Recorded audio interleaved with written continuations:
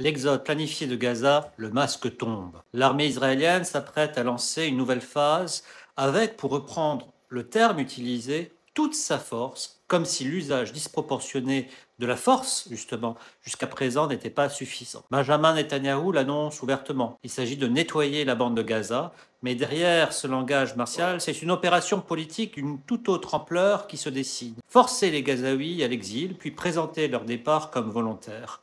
Il déclare ainsi rechercher des pays prêts à accueillir cette population qui pourrait, entre guillemets, partir volontairement. Pour le moment, cependant, il semblerait qu'Israël soit à court d'options. L'argument est rodé. Jusqu'à la moitié de la population locale souhaiterait partir. Une estimation invérifiable, lancée sans preuve, pour habiller une réalité autrement brutale. Car que vaut le consentement d'une population et d'un peuple après 20 mois de guerre, de famine provoquée, de bombardements sur des zones civiles, de destruction systématique d'infrastructures et d'hôpitaux, notamment d'écoles, de réseaux d'eau? Même ceux qui, épuisés, voudraient fuir, ne le font pas librement.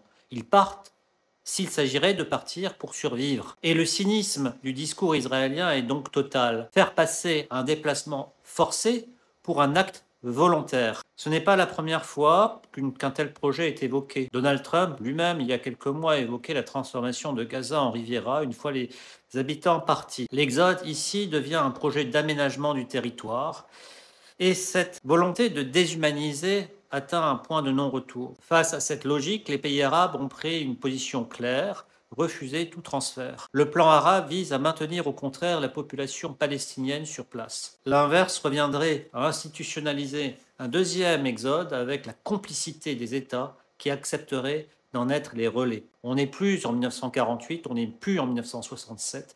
Le droit international, lui, est catégorique. Le transfert forcé d'une population est un crime de guerre. L'habiller en termes consensuels ne change rien. Et accueillir ces déplacés sous prétexte d'humanitaire revient à participer à un crime. De nombreux États l'ont justement compris, que ce soit en Afrique, en Amérique latine, en Europe, les pays arabes aussi, les premiers concernés.